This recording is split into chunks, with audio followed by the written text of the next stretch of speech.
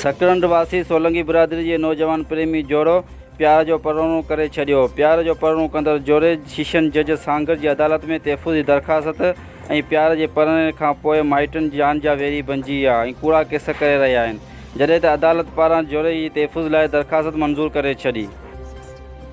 नालो छा आहे तव्हांजो? छा नालो तव्हांजो? किथे वेठा आहियो? छा था चवणु चाहियो तव्हां?